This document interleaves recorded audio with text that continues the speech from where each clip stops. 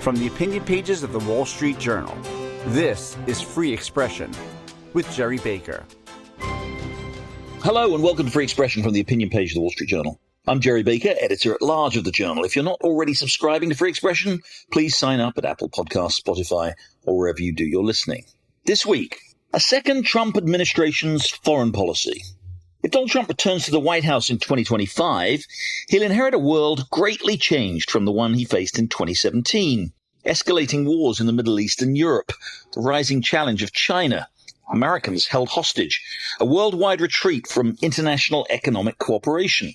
In his first term, Trump pursued an approach that he liked to call America First, one with historic overtones, promoting U.S. interests unshackled from any sense of obligation to alliances or global institutions. He declared a form of economic warfare on China, calling Beijing out for its violations of trading rules and imposing tariffs on Chinese imports. He was staunchly pro-Israel, while driving negotiations with Arab countries that led to the historic Abraham Accords. He was highly critical of NATO, to the alarm of some European partners, given his repeated expressions of admiration for Russian President Vladimir Putin. But his criticisms did result in other NATO countries at last agreeing to contribute more to the alliance's defense capabilities. Well, all that's in the past, but there are echoes of all of that in a possible future Trump administration. So if he does win election next month, what would Trump administration 2 foreign policy look like? Well, this week I'm pleased to say I'm joined by someone who knows a good deal about that, Robert O'Brien, who was National Security Advisor to President Trump from 2019 to 2021. Of course, in that role, he played a crucial part in all the big foreign policy decisions, some of them quite controversial, of the last 2 years of the Trump administration. He's written widely on foreign policy and governing, advocating for a forceful America First approach to the world, most notably in his 2016 book, While America Slept, Restoring American Leadership to a World in Crisis. Before joining the Trump administration, he was an international lawyer. And after leaving the White House, he founded a consulting firm, American Global Strategies. He is widely touted by those in the know as likely to return to government if Trump wins next month.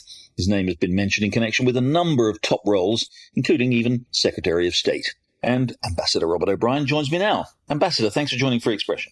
Great to be with you, Gerry. Thank you for having me. Just a month away from the election. In a little more than 3 months' time, if Trump wins the election, he will be president again, and he'll immediately face a whole range of foreign policy challenges. We can talk about the larger picture, but I want to start, if I may, Ambassador, talking to you about these immediate challenges that the U.S. faces right now. Let's start with the situation in the Middle East. We're recording this, by the way, I should say, on Tuesday afternoon. We're expecting an Israeli response to the Iranian missile attack of a week or so ago, any minute now. You've argued very strongly for a posture of peace through strength, that by preparing for war is the best way to bring about peace. In terms right now of the threat from Iran, do you think the United States should actively support Israel as it takes on Iran now in this escalating conflict in the Middle East? 100%, Gerry. I mean, we've got a very difficult situation in the Middle East. Things changed on October 7th. The whole nature of the war against Israel changed. I mean, we had a situation where Iran was using Hamas and Hezbollah as proxies to intimidate Israel in a state-on-state situation over the past several years. But on October 7th, I was in Israel recently. I went to the music festival site. I went to the Kibbutz Nir Oz. That attack was beyond the pale. It was a pogrom, a genocide against Israeli civilians. We didn't have civilians killed on October 7th because there was fighting between IDF forces and Hamas forces, or because there was collateral damage because the military site was bombed or the wrong target was hit and there was collateral damage. We had an outright massacre against Israeli citizens to inspire terror in Israel and to encourage Jews to leave the state of Israel. So it was an existential attack on Israel, aimed in the most heinous way against civilians. And Israel had no choice but to fight back. And fight back they have. And look, the whole Western world owes a debt of gratitude to Bibi Netanyahu and the Israeli people and the IDF for basically taking down Hamas. And they're very close to fully eliminating Hamas. And now they've run an extraordinary campaign against Hezbollah, which is another wicked Islamist terrorist organization that had its roots, as you know, Gerry, in killing American diplomats and Marines in 1983 in the Beirut bombings of the embassy and the barracks. And now they're facing off against Iran. So Israel is doing the work for the West. The West doesn't want to do it itself to protect us against a very vicious foe. But in terms of what the US specifically should do, now you were National Security Advisor to President Trump, I should say, when he ordered the killing of Qasem Soleimani, the top Iranian Quds commander. And that, a lot of people would agree now, although it was criticized at the time, it's had, by a lot of people, it seems to have had quite a powerful effect on Iran's ability to pursue some of its interests. But as Israel now considers its military possibilities against Iran, if President Trump, if you were there as his advisor right now, would you be advising him to deploy U.S. forces? In other words, for the U.S. to be directly involved in what Israel may do with regard to Iran? I don't like to engage in these hypotheticals of what I would advise the president to do or not to do, but think about this, Jerry. If Israel gets a nuclear weapon, they've now launched 2 massive missile barrages at Israel. They've both been defeated. If those had been nuclear tipped, even if they were intercepted by the Israeli anti-aircraft defenses, they would have done severe damage in Israel and Jordan and the entire region. So letting a regime that's willing to launch these massive missile attacks on its foes have a nuclear weapon is really, ridiculous. It's insanity. The other thing we've got to think about is proliferation. And the left and the Democrats used to be opposed to nuclear proliferation. But if Iran gets a nuclear weapon, is there any doubt that Turkey will want one, its historic adversary? Is there any doubt that Saudi Arabia will start deploying nuclear weapons, probably purchased from Pakistan? Is there any doubt that MBZ and the UAE will get one? And that Egypt, which fancies itself as the leader of the Arab world and is the largest Arab population, will itself want a bomb? So we're on the verge of a proliferation explosion that we've never seen in world history, and in a very volatile neighborhood. So we've got to do whatever it takes to stop Iran from getting a nuclear weapon. So I think that's got to be a prime motivator for whatever the next president, whoever it is, has to think about in dealing with Iran. Now, Israel has repeatedly, in pursuit of that aim of stopping Iran getting a nuclear weapon, while the US and the West has largely pursued diplomacy, Israel has pursued more direct action, repeated attacks, the killing of Iranian scientists, cyber attacks that have interrupted Iran's capabilities, all of those kind of things. Do you think now, again, given the events the last few weeks, given the strength that Israel has shown against Iran's proxies in the Middle East and the strikes it's already carried out in Iran itself, do you think now is the time for Israel to go directly after those Iranian nuclear facilities and really deal a massive blow to Iran's capabilities of developing a nuclear weapon? Well, as a primary target of an Iranian nuclear weapon, I think Israel has to consider all options as it defends itself. It was Ahmadinejad several years ago. I was in the Bush administration, was at the UN when Ahmadinejad, the then president of Iran, said that Israel was a one-bomb country. In other words, one nuclear weapon would wipe out most of Israel. So Iran has made the threats. They're developing the capability. And Israel has to do what it needs to do to defend itself. And it's taken out nuclear reactors in Syria and Iraq in the past to prevent their adversaries from developing nuclear programs and nuclear weapons. And I think Israel has very seriously considered doing that now with Iran. Not to crack for the Israelis with Iran is, the tyranny of distance. So Israel has very capable F-15 Strike Eagle fighters, but their range is limited. They've got to fly 1,000 miles to the Iranian sites. They'll have to be refueled several times. And then they can only carry so much ordnance. They're not B-2 bombers, they're not B-1B bombers, they're not B-21 bombers. And so the Israelis will have to make multiple sorties to deliver the kind of ordnance necessary to really degrade the Iranian program. So it's a very heavy lift for the Israelis. Having said that, they never fail to amaze you at what they can do. And it could be presumably made a little less heavy if the US contributed, whether in the form of logistical support or whatever. I mean, is that... It sounds as though you're saying if they could do it, if they could overcome the practical and logistical problems, then actually you'd say, yeah, go ahead. Well, if you're an Israeli, it would certainly make sense, right? I mean, you've got someone who's building a nuclear bomb who said they're going to use it against you and destroy you. So the Iranians have made no secret of their ill will towards the state of Israel and the fact that they want Israel wiped off the face of the earth. And so it makes sense for Israel to take that action. And look, at the end of the day, it would be good for the whole world if the Iranian nuclear program was destroyed. Hopefully the Israelis have the capability to do it. And if they have the will to do it, we should certainly support them.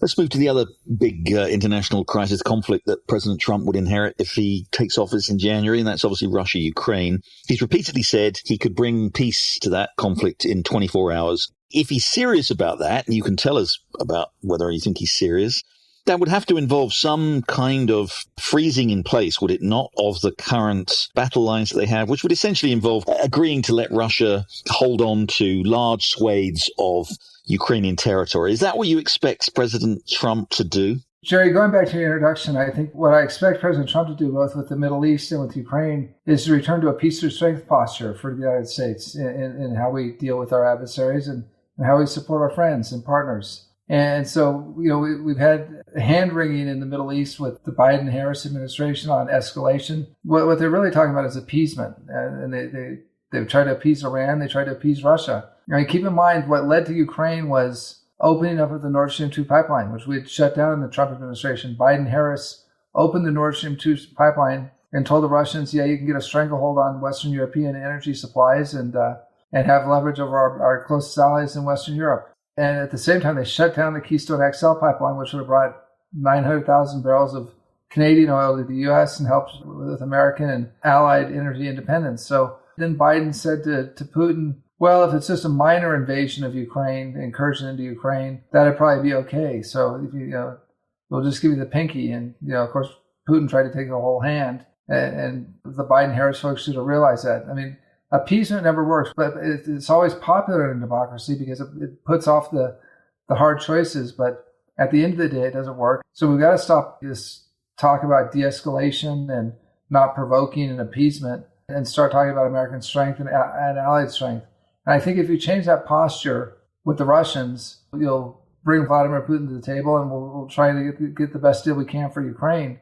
But ultimately, when you talk about what Ukraine wants to do with its sovereign territory, that's up to the Ukrainians to make that decision. We shouldn't be the ones telling them fight to the last Ukrainian to get Crimea back if they don't care about Crimea. On the other hand, we shouldn't tell them to give up Crimea if it's a national goal and they're willing to fight to the last person to get it back, then that's up to Ukraine. So we've got to learn from history. We can't go in and tell it like we did in 1938, when I say we, the West generally, and Britain in particular, and tell the Czechoslovakians to give us Sudetenland that it'll be fine because it's a faraway place of which we know little about. Instead, we ought to support the Ukrainians if they want to give up territory to save the majority of their country and save their flower of their manhood, their younger generations, but even beyond younger generations, their male population from war. That should be a Ukrainian decision. On the other hand, if they want to keep fighting to get their territory back, we should support them. But I think we've got to support the Ukrainians.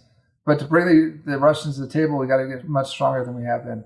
It's interesting you say you support the Ukrainians, and I think a lot of people will be encouraged to hear that, especially from someone as close to President Trump as you. But so you don't take the view, for example, that the vice presidential nominee J.D. Vance takes. This is, as he famously said, he didn't care who won between Russia and Ukraine, and it was a territorial dispute between two countries. You do care. You do support Ukraine, it sounds like. Well, look, at the end of World War I, Jerry, the idea was you couldn't gain good title to territory by conquest, right? Up until that time, international law recognized if you conquered a territory, you could get title to it. That's how the empires were formed, and it was a very different world in which we lived. And after World War I and the League of Nations, the idea was a big country couldn't take over its smaller neighbor just because it could. But Hitler tried to revive that practice. It was stopped. And then it was stopped again after World War II in Kuwait, when Iraq tried to make Kuwait the 19th province. The U.S. and UK, famously, Margaret Thatcher, you'll recall, flew to Colorado and encouraged President Bush, and we stopped the annexation of Kuwait by Iraq. And again, with Margaret Thatcher being involved when Argentina tried to change its borders and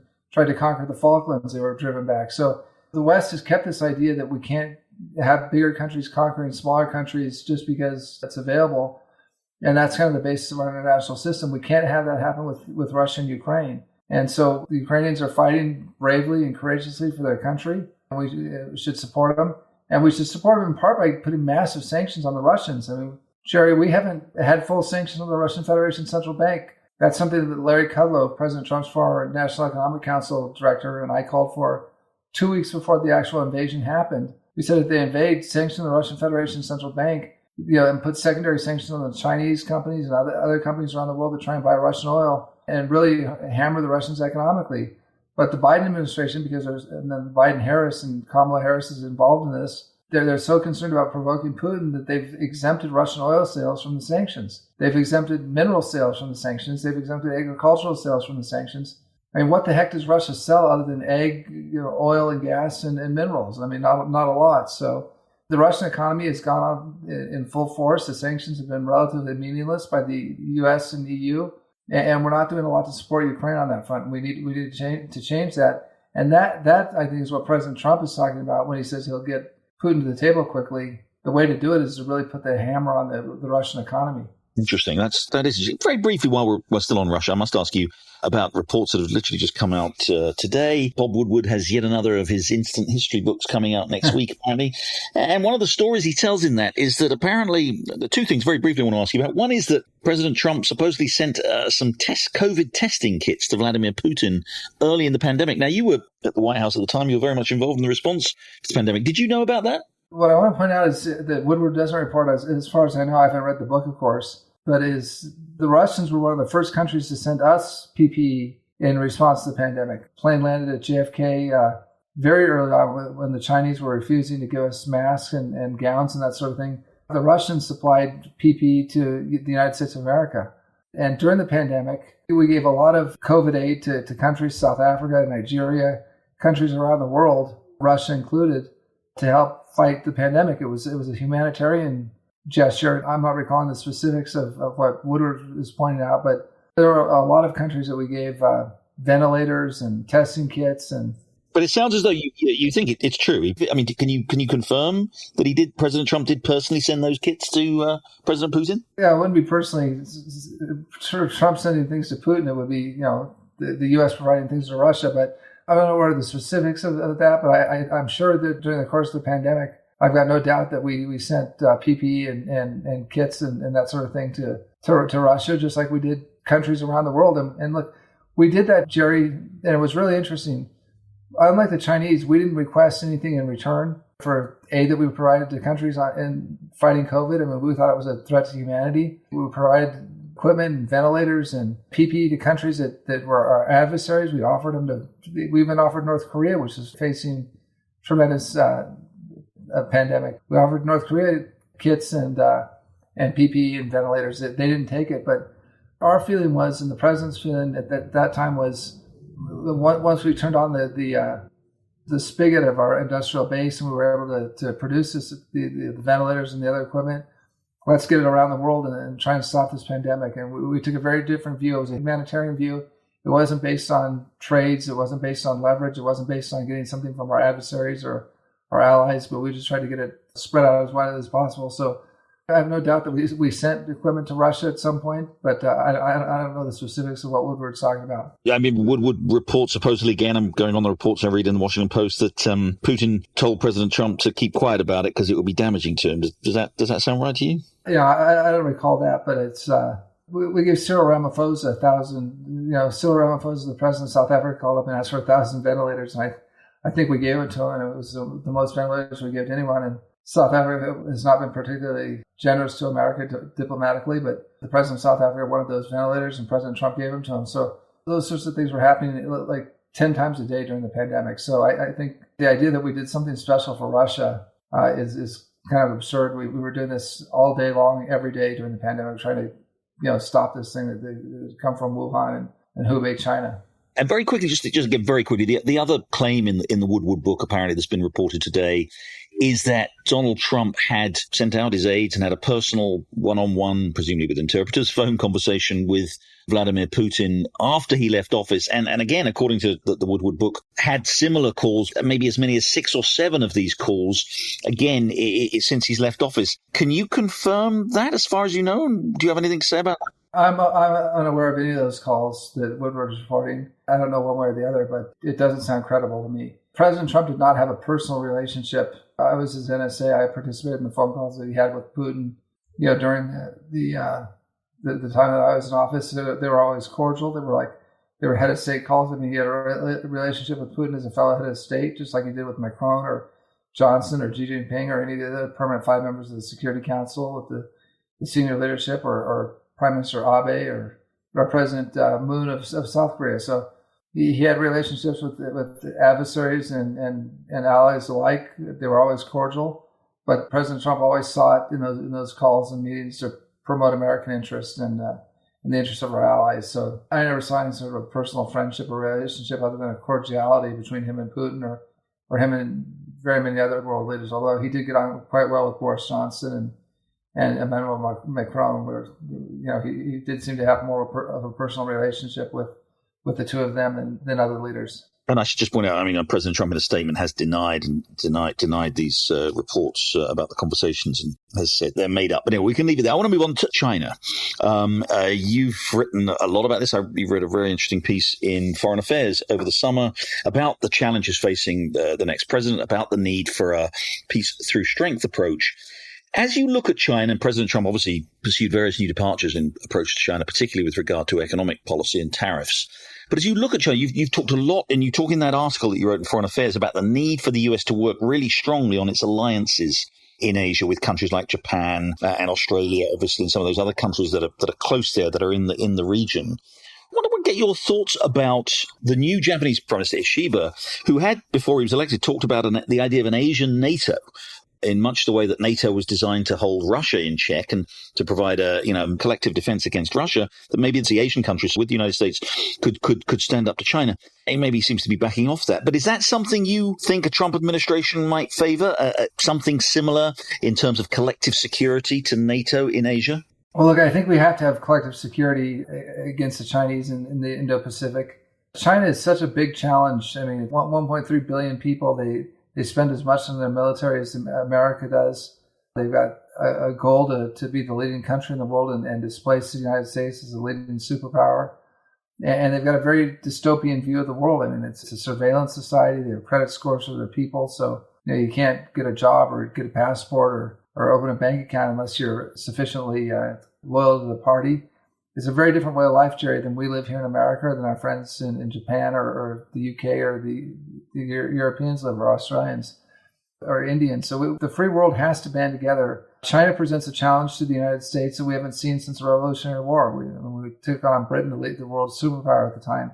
And China operates in every sector, every industry, every geographic region, space, cyber. They're literally everywhere. They're relentless in their activities to displace the United States and to degrade our abilities and to make themselves a leading economic and security power in the world. And so the only way that we can take on the Chinese is to have friends and allies. And I think we're doing a good job of that in the Indo-Pacific. And it really started under President Trump. President Trump reinvigorated the Quad, which is Delhi, India, Canberra, Australia, Tokyo, Japan, and Washington in the United States. It's a diplomatic grouping at this point, so it's not an alliance like NATO, but it's critical to deterring China from actions against Japan, against Taiwan, against the Philippines, and against India. And they've been in quasi-military conflicts with all those countries. The trilateral relationship between the U.S., Japan, and South Korea was something that we've really worked on in the Trump administration. It got taken to kind of a next level with President Moon being elected in South Korea and President Biden hosting the Camp David summit. So you've got that trilateral alliance. And then you've got a very important agreement between the U.S., Australia, and the U.K. called AUKUS, which will help Australia get nuclear submarines. But it's far beyond that. It's intelligence sharing. It's joint military exercises and basing. And we're now basing American Marines, and we have been for some time in the Trump administration. It's really got going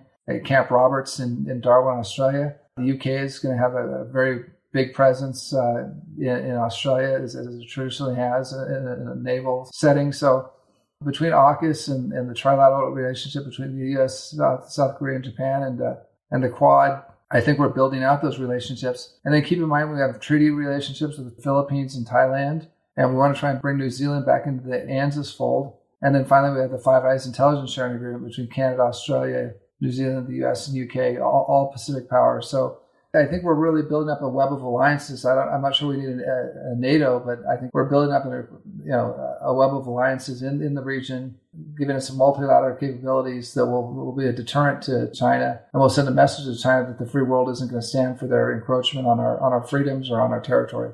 We're going to take a short break there, but when we come back, I'll have more with Robert O'Brien, who served as President Donald Trump's national security advisor in the first term. We're talking about the challenges he's likely to face in a second term and how he's going to approach them. Stay with us. You're listening to Free Expression with Gerry Baker. Don't forget, you can listen to the latest episode anytime on your smart speaker. Just say, play the Opinion Free Expression podcast. Now, back to Gerry Baker. I'm back with Robert O'Brien, former National Security Advisor to Donald Trump. We're talking about what a Trump administration foreign policy would look like second time around. In that Foreign Affairs article you wrote earlier this year, you talked about the need to rebuild American military strength. You talk about a lot of military reforms that are necessary. Is it also necessary for the US to increase its military spending, which is obviously still way below where it was in the Cold War, the first Cold War, as some people refer to it, way below where the levels it reached at the peak of that? And if it does need to increase its military spending at a time when the fiscal deficit is already at historic highs, particularly for an era of relative peace, where does the U.S. get the resources to rebuild the kind of military that it needs? Jerry, that's a great question. It's going to be very difficult, but one of the ways we get the resources is we do what Ronald Reagan did and what President Trump did in his first term. And President Trump has talked about a renaissance of the American economy in a second term. We've got to grow our economy.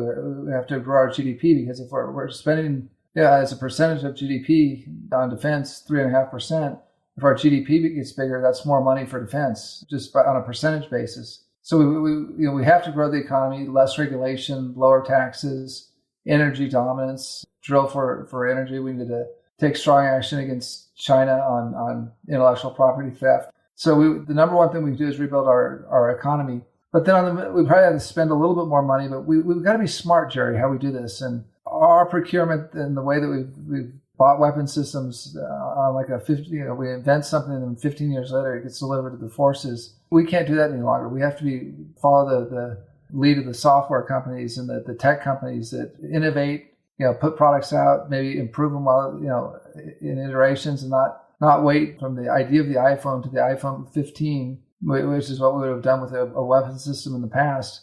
We got to have the iPhone 1, 2, 3, 4, 5, 6 and keep going and keep improving on the systems. And as new iterations come on board, improve the platform as we build more of them. So we can't wait until we've got the perfect bomber to build another 100. We need to start building the bombers now that we know are good and capable, and then improve them along the way. And so we have to borrow from the manufacturing ideas of high tech and of modern manufacturing and procurement, and get more bang for our buck, because you're right, there's only so much money for defense, and we have to spend our money better, and we also have to cut down on the massive bureaucracy that's the Pentagon, where we're putting more money into people and we've got more admirals and ships and far more people than we need to build the weapon systems. So we've got more bureaucrats supervising the building than we actually have manufacturers and blue-collar workers building the ships.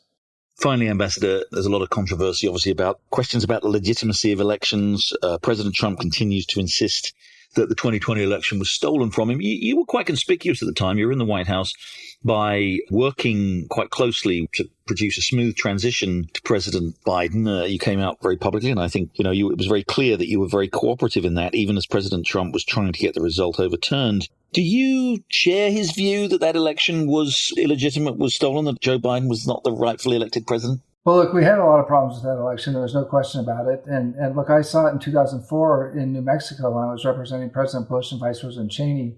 And there was an attempt to fraudulently manufacture ballots, which we stopped in court and went up to the New Mexico Supreme Court and saved New Mexico as a state that went for President Bush at the time. And, I jokingly told Congresswoman Cheney, Liz Cheney, that, back in those days when I was representing her dad, we called that election integrity, not an insurrection. And the courts agreed with us. And so, what we need to do, Jerry, is look forward. And the way to have elections that everyone has confidence in, because we can't have a system in which half the country doesn't have confidence in the elections. I've monitored elections in Ukraine and Georgia and Afghanistan, all of those places, which you wouldn't necessarily think of as the most advanced first world countries, had more election security than America did in 2020 or even today. The idea of everyone voting on one day and having a voter ID and having paper ballots and having observers watch the counting. Take France for an example, a major democracy, a big country that has very polarized politics. They have the far right and the far left and the communists and the Marie Le Pen and her forces. And yet when the election is called in France the day of or the night of or the morning of the election, everyone accepts the results. Why? Because the people of France went to vote on one day. They showed their ID. They took their paper ballot. They put it in a plexiglass box. Those boxes were then accumulated and counted in front of observers from all the parties. And the election results were published immediately. And it was transparent, and everyone felt that it was a free and fair election. If we could get to that place in America, which we should, and everyone had confidence in the polling, and we didn't have ballots being counted for weeks after the election and under shady circumstances in some of our bigger cities, the American people would have confidence. And so what I'm hoping is that the parties can come together. It won't happen now before the election, but after the election, come together like Baker and Carter did with their election commission after the Bush election, the Bush-Gore election in 2000. And we had to come up with some fundamental ground rules that voter IDs, same-day voting, paper ballots, those are the sorts of things that would bring the country together. And then if God bless the winner, and we'd all rally and support the president. But we don't need these continued controversies. That only helps our adversaries in China and Russia to point out that our election system is not first world. Ambassador Robert O'Brien, who played a key role in the first Trump administration and widely expected to play another one in the second Trump administration, should there be one in January. Robert O'Brien, thanks very much for joining Free Expression. Thank you for having me, Jerry. Really appreciate it. Well, that's it for this week's episode of Free Expression. Thank you very much indeed for joining us. I'll be back next week as we move closer to this election with another conversation on the issues that are going to determine the result that may well face the next president, whoever wins on November 5th. Thanks for joining us and goodbye.